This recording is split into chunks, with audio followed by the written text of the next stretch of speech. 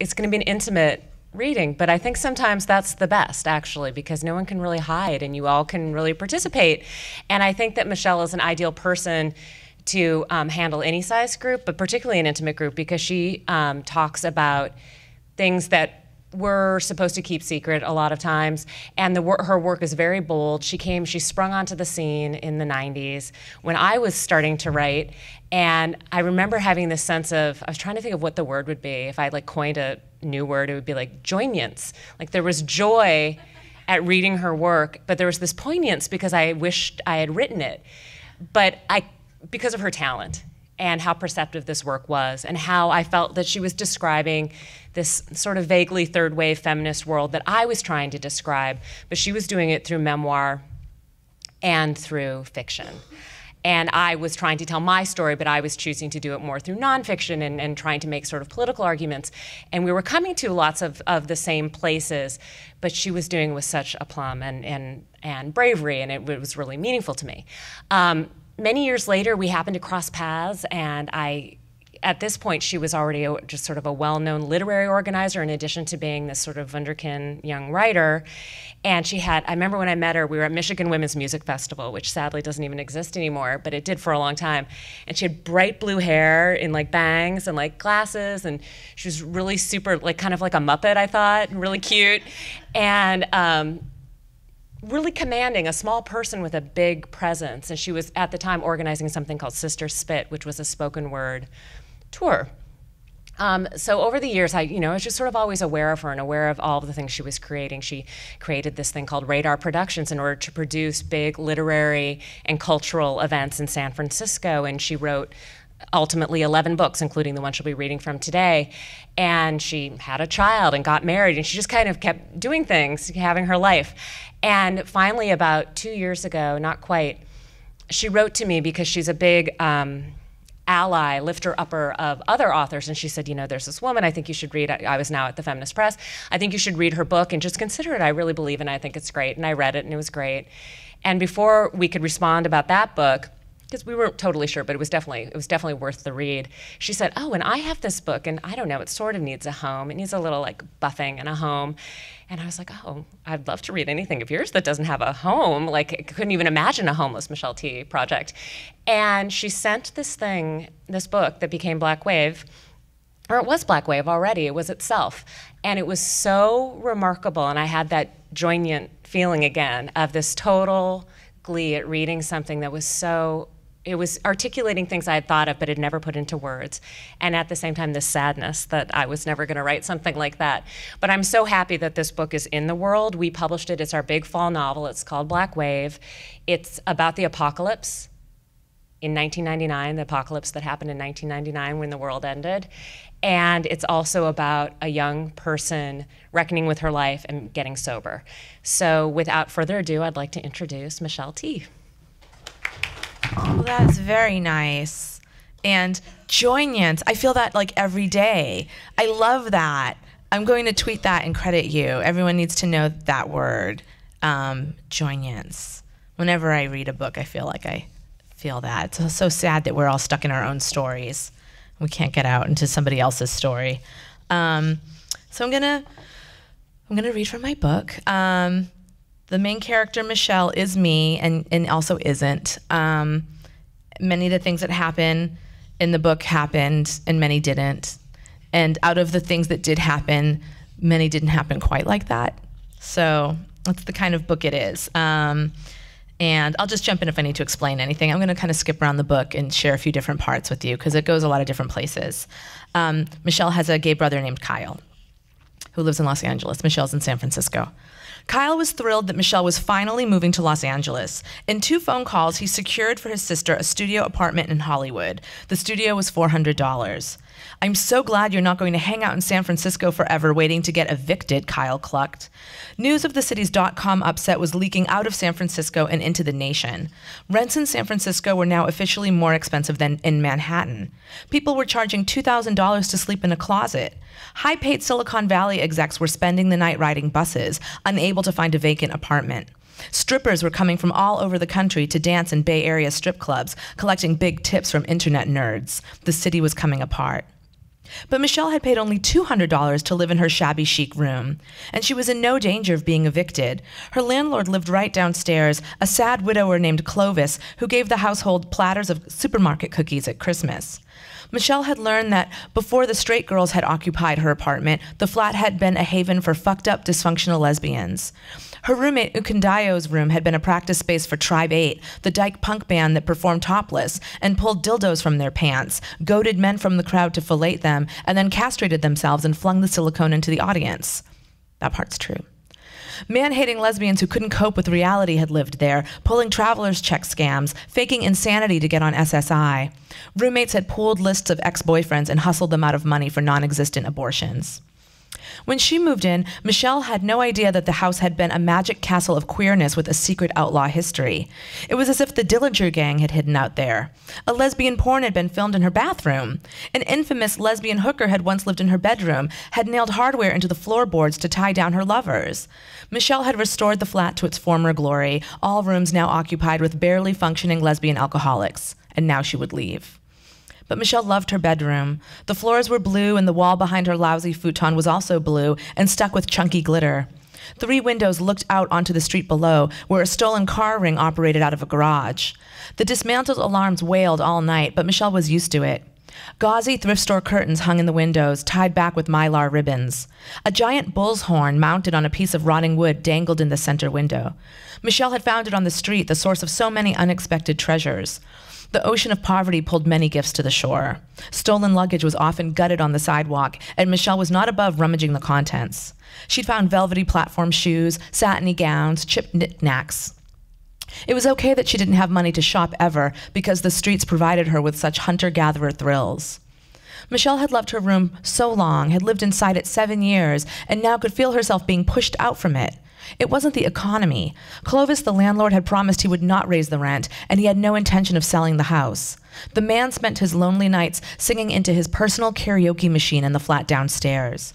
The sound of him singing Sammy Davis Jr., his warbling voice floating up through the floorboards, broke everyone's heart. Everyone in the punk house loved their landlord.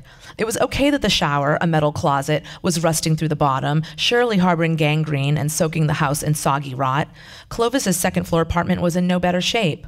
If he had the money, he'd fix their shower, but to get the money, he would have to raise their rent, and so they put a milk crate in the shower to stand above the jagged rust, and wore flip-flops while they bathed, just in case. When the word got out that Michelle was moving, everyone assumed she was getting evicted. When she told them she was not, she was just vacating her $200 a month room in the Mission by choice, everyone was baffled. Why would anyone do such a thing? To move to Los Angeles, that shithole? Hers was surely the last room in town renting for under $800. Once she left the Bay Area, she could never come back. She could never afford it. She was evicting herself. It was crazy. But the city had bad vibes, and they'd infected her. Michelle hardly ever saw the sun anymore, sleeping till her evening shift at the bookstore loomed. Her boss had asked her if she had lost weight or if she had just started to wear tighter clothes. The answer was both. Michelle was beginning to look like a Ramon. At night, she began to dream that her room was haunted and the spirits wanted her dead. She had gone as far as she could in San Francisco. She would move to Los Angeles and write screenplays. So we'll hop ahead now to Los Angeles.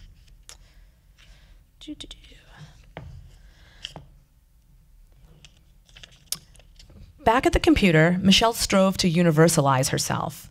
But the more she thought about it, the less universal she became. She had tried to write herself straight, but she was so low rent.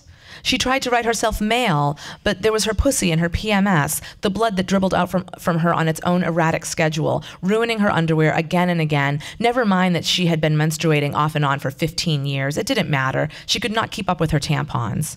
Until the cotton overflowed, it did not occur to her to change it. The stain of her femaleness bled through her attempts to write herself male. She struggled. Page after page, she built a straight, male, middle-class Michelle who did not drink and did not do drugs. Oh wait, could she do that now? As a straight, male, middle-class man, could she now shoot literary heroin and go on a literary crackbender?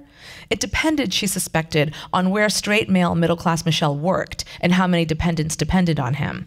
Michelle realized that this was what they called raising the stakes. Sorry. Sometimes the fact that she had not gone to college really did seem to have a negative effect on her life. If Michelle had gone to college, she was certain she'd have been taught how to write from the perspective of a straight, white, middle-class man. She would have to teach herself how to be universal. She could do it. It would just take time. Meanwhile, she found a job around the corner at the used book and record store. Michelle lived in a neighborhood, a rarity in Hollywood. It had a name, the Franklin Strip. It was a strip of Franklin Avenue just 1 block long, but that was enough. The block was packed with merchants.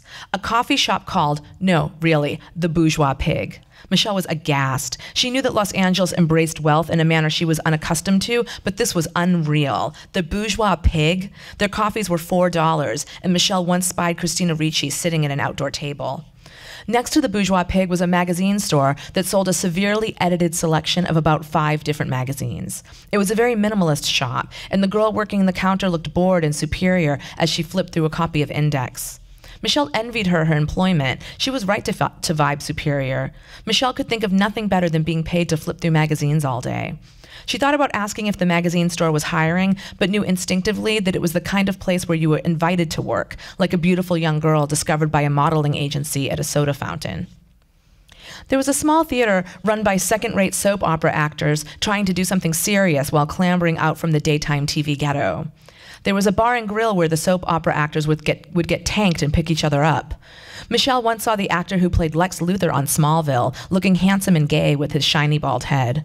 Michelle thought all men looked gay. It was an effect of having lived in San Francisco so long, where all the men actually were. Fancy boutiques sold feathered mules and bejeweled purses, guides to foreign lands, and candles that smelled like leather. These were lifestyle boutiques. Their inventory was random, but it had a certain logic. If you didn't understand, it wasn't your lifestyle. There was a French restaurant with DJs and fistfights on the weekends, well-dressed men tumbling through the glass doors in a violent clutch. Then there was the used book and record store, an eyesore on the block. Michelle peered in the window. The interior was nothing but dust and wood and books everywhere, more than the shelves could hold, books in tumbled piles, books invading the space reserved for records, heaped atop stacks of rare opera albums, books blocking the aisles and sliding off wooden carts. The shelves were hand-built with unfinished wood, the apparent creation of hippie gnomes.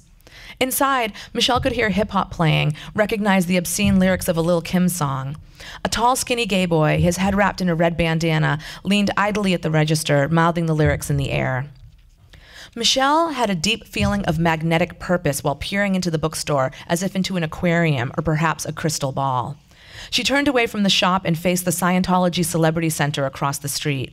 It was a Disney-esque compound, all peaks and turrets, lit with soft, glowing lights. The sun had set, the Hollywood sign was dark, someone had turned out the lights so the city's desperate weren't called to hurl themselves from the letters in the suicidal night. In the daytime, the Scientologists blared classical music from their landscaped gardens, loud enough to envelop this Franklin Strip and make it feel like a sort of Main Street USA to the Scientologist Cinderella's castle. Michelle turned back to the bookstore. She had a resume stuffed in her army bag and a psychic understanding that if she walked into the bookstore and handed that boy the piece of paper, she would be hired immediately. She regarded this uncanny knowledge with dread. Maybe she didn't want a job. The dread was ridiculous, a toddler's tantrum. Michelle could not have a job. She'd been working since she was 14, had had to get a special card from City Hall to be signed by her mother's and brought to the grocery store that had hired her. With the exception of one terrifying month when she could not get herself employed and lived off the generosity of a girlfriend, Michelle always worked. But if she got a job in LA, it would mean she really lived there. She regarded the grimy used bookstore. She belonged there. If it were an animal, it would be her power animal. If it would be a spirit, it would be her guide. If Michelle were a bookstore, she would be that bookstore. If she waited and brought in the resume tomorrow, or even later that day, the universe wasn't making any promises. But if she walked through the doors right then, employment was guaranteed. Michelle's psychic impulses were rare and useless.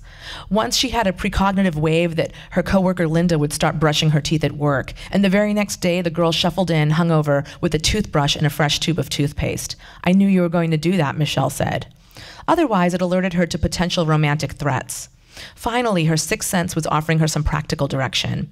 She pushed the doors and inhaled the cool scent of gently rotting paper. "I don't want dick tonight," Lil' Kim chanted over the sound system. "Treat my pussy right." The boy behind the register shook his ass, bony inside his cargo shorts. Michelle passed him her resume and felt herself become hired energetically. 2 days later, she had a job. I'm gonna skip again. So this is a book about the apocalypse. Michelle slept deeply the night she learned the world was ending. She'd feared long hours tossing and turning, humming with disbelief, the news shows already rolling through her mind, images of buildings already tumbling. She was sure her fear of a nearby, immediate catastrophe would keep her uselessly alert. What would prevent anyone from beginning the inevitable destruction of Los Angeles tonight? She considered lunatics, the barely hinged madmen and madwomen clutching at their slipping sanity with sweat-greased fingers. Why should they hold on any longer? Maybe the earth itself would awaken to the diabolical plotting of the human race and shake them off its back. Anything seemed possible that night, and Michelle felt herself an impotent sentry on the lookout for nothing she could control, fretting away the darkened hours. She worried about her brother Kyle and his nerves, his mind lit with horror, anxious thoughts careening like pinballs, metallic, smacked with flippers, a panic multiball, image after image zooming out from a consciousness cramped with the effort of flinging them away. But Michelle slept. She'd waited for her mind to engage the gears of panic, but instead, she began to dream. Michelle dreamed of a boy. In the dream, she walked alongside him in a great garden. His arm was wound around her waist, and with each step they took, her hip rubbed against his. In sync, they curved around a path that brought them by tall, wiry stalks of echinacea, their purple petals peeled back in submission to the sun. Their ankles rolled as they navigated the cobblestones in fancy shoes, hers bright as a child's toy with plastic chains and shining strips of leather, his delicately soled, the leather a carpaccio, slippers really, to be worn climbing in and out of fairy tale carriages. Michelle enjoyed the sight of their shoes shuffling in unison through the garden. They paused beside a bush of angels' trumpets and huffed the waxy horn of each dangling blossom. They rubbed the fuzz of the kangaroo paw, were dazzled by the new wavy hue of the sticks on fire. Euphorbia turicali. The boy spoke, and Michelle thought, I'm euphorbic, so blissed out and goofy her observing self wondered what she was on. In her dream, the boy knew the name of every plant. In her dream, Michelle understood Latin, the noble ancient music of it making sense.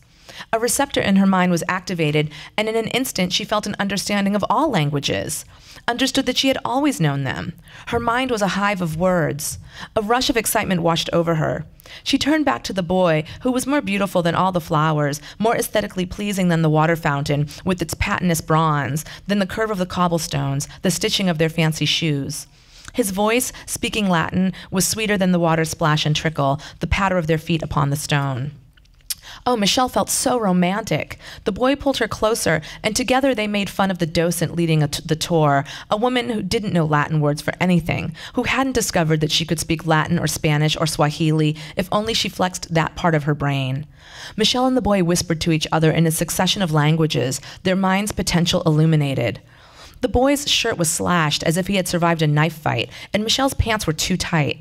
The energy between them flashed from pure to sleazy. They pecked each other's cheeks and restrained themselves from groping.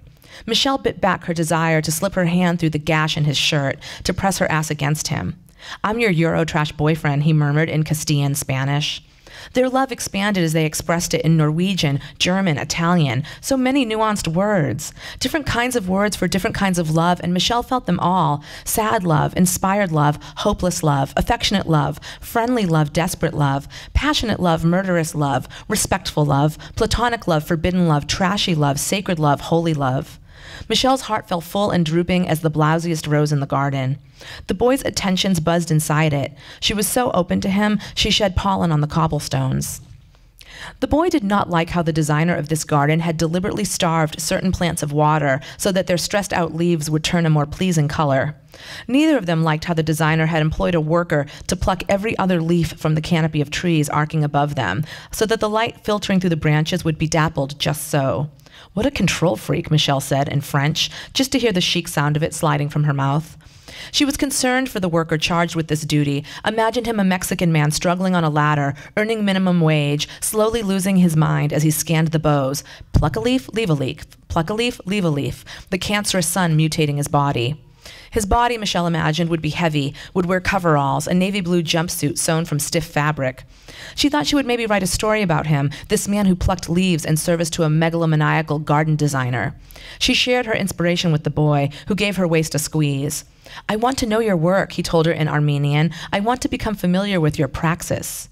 His hands, tipped with slender fingers, gestured out from his chest as he spoke, as if his desire were a gift he offered from his heart. Michelle didn't know what praxis was, but she felt elated that the boy believed she had it, was dizzy with his desire to become familiar with it. The boy's work was flowers, plants. He believed it was people like the mad garden designer with his need to manipulate nature like plastic putty who brought problems into their world. The designer's artificial aesthetic was a poison in the garden. The boy wanted to feed the thirsty plants water, to restore them to their native, less flamboyant color. He wanted to return the missing leaves to the anemic branches that rustled above them. Michelle wanted that too. She imagined how damp and green the air would feel beneath a lush canopy, how shaded, how the boy would kiss her, brushing the animal fur of his cheeks against her skin, his gentle mustache. With every step, Michelle could feel the pressure of a ghost hand between her legs and knew that the imprint was his. The boy had been there, had worked her like a puzzle box. With each step, she savored the sweet, dull pain of how he'd solved her. In her dream, Michelle pulled a cell phone from her purse to check time. Dreaming Michelle had a cell phone, observing Michelle noted this absurdity. Michelle didn't want to be late to meet Kyle. Kyle was in the garden too, strolling along a row of succulents with a man, his boyfriend. Kyle was in love too. "I'm in love," Michelle said happily, for in love was her favorite place to be. "I'm in love," she blissed, just like Kyle. The thoughts came to her in Mandarin, and she enjoyed the choppy, chunky noise of it inside her head, words beginning in a call and ending in a trill, squeezed, almost sung. She wanted to tell the boy how special it was that everyone she loved was in love, but her cell phone melted away into a Salvador Dali jumble of floating nonsense, and Michelle realized that she was in a dream. Swiftly, reality slammed down on the part of her mind that could comprehend Latin, Armenian, Mandarin. With great sadness, she understood it had all been gibberish, gobbledygook. She could not speak Cantonese or Tagalog or Portuguese. She was in Kyle's bed, a single damp sheet knotted around her, the Los Angeles smog coming through the open window like the exhalations of a chain-smoking god. Michelle lay on the mattress, feeling the dream evaporate from her body. In the next room, she could hear the low chatter of the television broadcasting the apocalypse and hoped her brother had at least fallen asleep out there.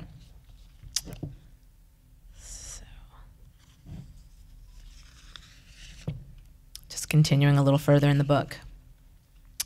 As the apocalypse sort of accelerates and people are responding in various ways, including suicide, Michelle learns that the man who lives in the apartment across from hers had killed himself with a gun, and she snuck in to take the gun, thinking that it would maybe be a good thing to have during the apocalypse.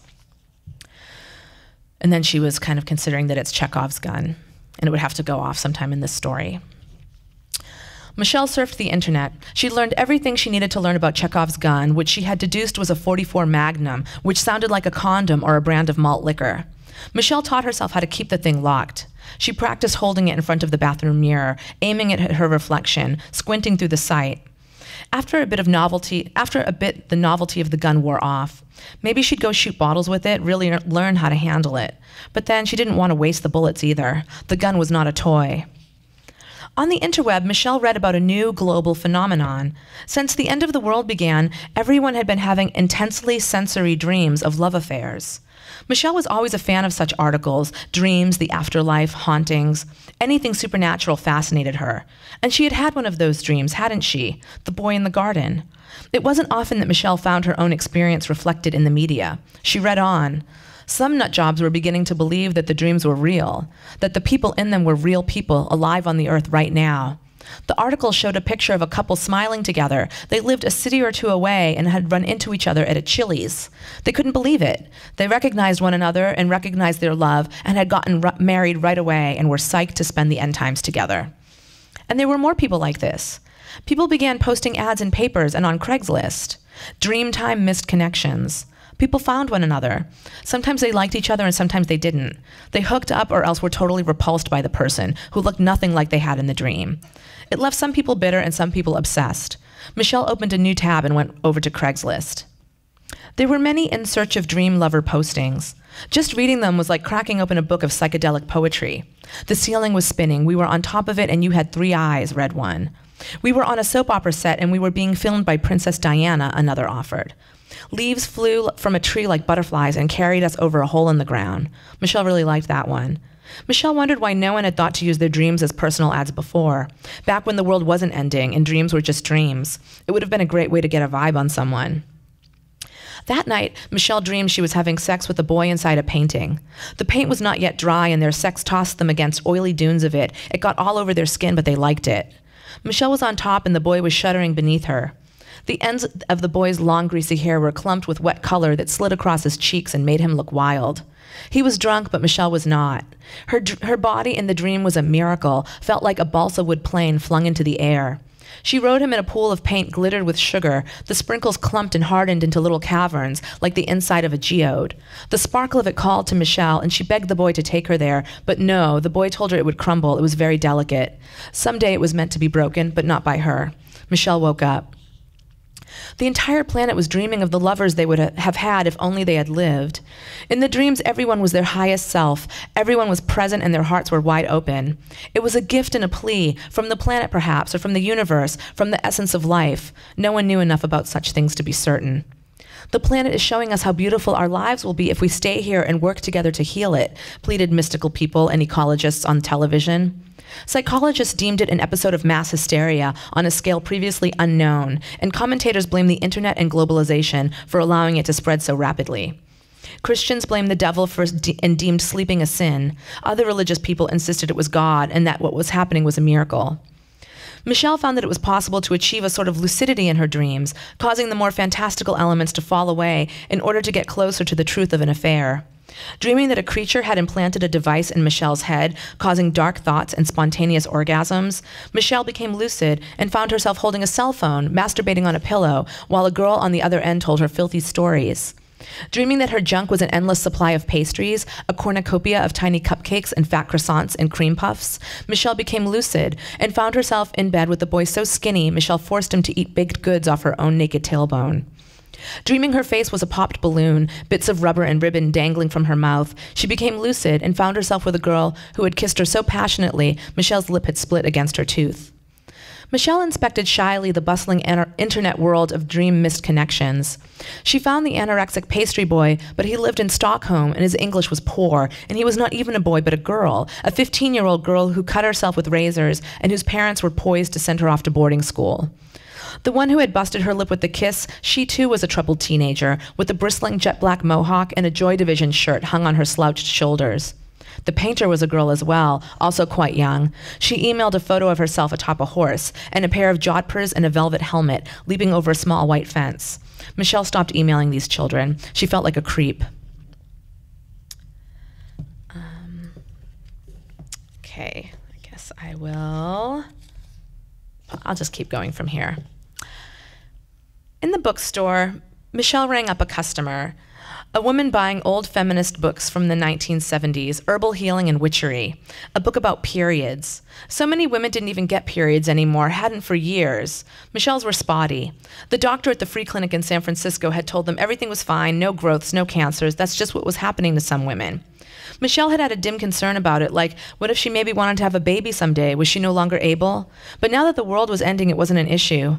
Michelle felt a sad kind of relief. She'd always felt torn about having a kid and wished the decision could somehow be made for her, that the people she slept with could accidentally knock her up, or that she would become infertile, anything to cancel the seesaw of indecision in her mind. And now it was done. No babies, no planet, no future. Most everyone who had become pregnant was having an abortion, and those who weren't looked disturbed. Michelle had glimpsed women too far along, committed to the thing inside their giant bellies. They looked like animals at the pound, stuffed into too small cages. A lot of pregnant women were killing themselves, but then a lot of people were killing themselves. Michelle didn't know if the percentage was any higher.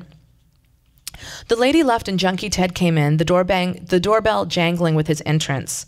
Michelle reached into the waistband of her cut-off camouflage pants she'd sworn she'd never again wear in case she ran into Matt Dillon. There's this point earlier in the story where Matt Dillon comes into her store, and she's obsessed with Matt Dillon, and she can't believe how horribly she dressed to meet Matt Dillon, and swore that she'd never wear them again, but you know. Chekhov's gun was tucked into her underwear, little boy's briefs that sat snug on her body. She unclicked the safety and pointed, "Get the fuck out of here." One of Michelle's unexpected talents in the world was appearing totally detached and together when really she was practically shitting herself with fear. She could be very, very inebriated, and hardly anyone around her would gather that she was more than a bit tipsy. Her vision would be split into a blurry triad, but her voice would leave her mouth clear and concise, not a slur to her words. And she could fake it even better sober, freeze the surge of adrenaline, becoming as cold as a gun-toting avatar in a video game. Junkie Ted put his arms in the air as if Michelle was a cop busting him for possession. "What'd I ever do to you?" He kept coming toward her in a ratty flannel and a pair of sweats. Get the fuck out of here. I'm not buying your fucking Mariah Carey singles. You got no money to shop. You got no business in here. Get the fuck out. Ted's arms flopped to his sides. Come on now, he whined. You work in a fucking bookstore. What do you need a gun for? You're gonna kill someone to protect a fucking room full of used books? Huh? That's how you want to go out? Michelle honestly believed that she could shoot and kill Ted and feel no remorse. She doubted the cops would care enough to come after her or that anyone's life would be ruined by his subtraction. That's not right, a little thought. Her conscience, she supposed, nagged at her. It wasn't right, and yet Michelle would be lying to herself if she acted like she couldn't do it, or that doing it would traumatize her somehow. Didn't Ted threaten to kill black people and faggots? I'm a fucking dyke, Michelle said. You want to fucking kill me? You want to fucking kill black people? You're not allowed in here. You know who I want to fucking kill? Junkies in sweatpants. Get out. The door jangled open and Matt Dillon walked in.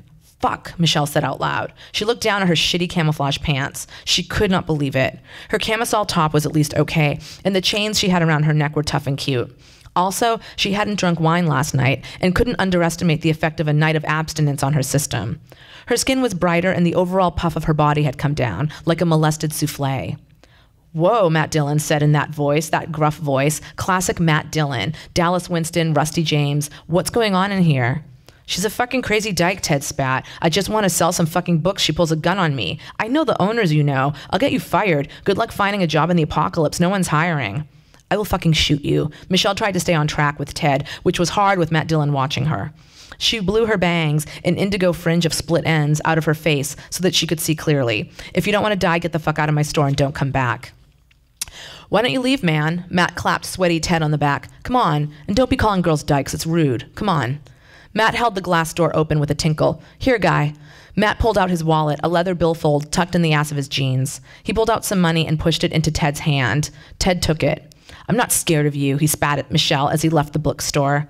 Matt Dillon released the door and it swung shut with another tinkle. Michelle laid Chekhov's gun down gently on the counter. Her hands were shaking, which was embarrassing. A gun was a heavy thing to hold in front of you like that. Those minutes she had really considered killing Junkie Ted had felt like hours. She was grateful to Matt Dillon. She didn't think she really wanted to shoot anyone, no matter how cold and determined she could feel when she got scared. All the pent-up nerves threatened to burst through her eyes in the form of tears. Please, God, don't let me cry in front of Matt Dillon. Michelle believed in no such God, but had to clutch at something lest her face turn blotchy and snotty. She took a deep, rattling breath. She felt like there were two people inside her, regular Michelle, and then the Michelle she was capable of becoming under extreme provocation. She wondered which was true. Matt lifted the gun. You know how to use this thing? He clicked the safety back into place and turned it in his giant Matt Dillon hands. I haven't shot it yet, Michelle admitted. You got a good stance, Matt admired. I found you very believable. I would not have argued with you if you had pointed that thing at me. He grinned a Matt Dillon grin at her. His mouth twitched up at the corners, but something in his eyes stayed dark and hard, out of reach. He looks like a dog, Michelle thought, but in a good way. There was something of the puppy in his face. It was the sort of hut he was, dog hut. You really a dyke, Matt Dillon asked, or was he just being an asshole? Michelle was torn. If she said she was a dyke, would Matt Dillon like that? A lot of guys liked that. A lot of guys thought it was cool. This pissed off many of Michelle's queer female friends, but she always felt a sad sort of sympathy, a kinship with these guys. Michelle thought dykes were cool too. Matt Dillon seemed like the kind of guy who thought dykes were cool. He was also the sort of guy that a lot of dykes would take a boycation with. I date girls, Michelle said vaguely. I date guys too. Matt nodded. Bisexual, he said. Cool. What's your name? Michelle. Matt. Michelle nodded. She didn't tell him that she fell in love with him as he took Christy McNichol's virginity and Little Darlings, how the love was so real that when he died in a rain of bullets and over the edge, she had cried, and when in The Outsiders he stabbed the pillow and was cruel to the nurse, she had swooned at both his stabbing and his cruelty, and how she had loved him in Rumblefish, and how she would have gladly swung headlong into an IV drug habit alongside him in Drugstore Cowboy, how his squint had haunted her psyche all these years, that squint and that voice, and here he was, squinting at her in the bright sun that came in through the bookshop windows, speaking to her in that voice, holding a gun, her gun, and the day took on the sharp focus of an apocalypse dream as she asked Matt Dillon if he wanted to make out with her. He shrugged, his grin deepening. Sure, you want me to put the gun down? I'm gonna end there.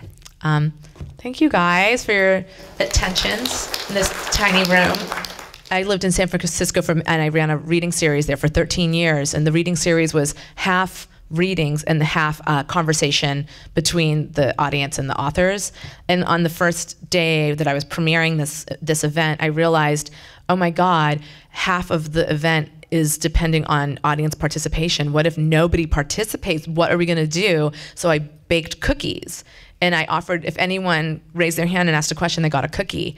And it worked for 13 years. It was amazing. But I have no cookies for you. So that was a big lead up to nothing. That reminds me, my friend Allie, a really great joke she likes to do around kids is say, "Who wants ice cream?" And then everyone gets excited. And she goes, "There's no ice cream." I know. She doesn't like kids. What is your favorite book that you have written? You wrote 4 novels. Black Wave, right? the one I just read from, easily. Yeah, it's definitely my favorite. Yeah. I saw that some of them became a video or a film. Is it anything different than your book? Like, was that different going from video to book, like how you told your story? Yeah, well, especially because the film project was a really interesting artistic project. It wasn't made in the manner of a traditional film or adaptation. I basically, I have a lot of friends who are filmmakers. So I kind of came up with a list of like 20 of them, and I asked each of them if they would shoot one chapter as like a 5-minute short film. And they did, with their own cast, their own crew. And so every 5 minutes, there's turnover, and the person playing, it's a memoir, Valencia, that was turned into a movie. So every 5 minutes, there's a new Michelle, and she becomes different, genders and different ages, and it's really great. And so many people told me I was crazy when I was trying to do it. I was like meeting with people who were independent film producers, and not necessarily big fancy producers either, just definitely really small community kind of film producers. And they were like, "You're insane. This is going to be a nightmare and it's never going to work." And I was like, okay, well, I was like, maybe that's true, and it'll just show in art galleries or something. But it came together, and it's actually really amazing. It's actually a great film, and people did really interesting things. One person, because it's a documentary, because it's a memoir, one of my friends that I asked had been my friend for a long time and is actually a character in the book herself. And so she picked the chapter that she is in and made it more of a documentary, which was really interesting. And actually a second friend who was in it picked the chapter that he is in, and that was just really weird and meta, that he had to cast himself. And then another, an art-making duo, Chris and Greg, they kind of mashed up a bunch of Angelina Jolie films and overdubbed her dialogue, and then imposed glasses on Angelina Jolie's face. So Michelle is played by Angelina Jolie in that chapter. It's incredibly fun. You can rent it on Vimeo. It's called Valencia, and we never could even consider having it, distributed in a normal fashion because there are so many copyright problems with it. Starting with Angelina Jolie and excerpts from Girl Interrupted and the Gia movie and stuff. But we didn't want to consider removing that because it was so much the heart of the film, to do kind of wild, radical, interesting, artistic things with the material. So it just exists on this different plane, and hopefully Angelina Jolie will never find out about it and send us a cease and desist letter.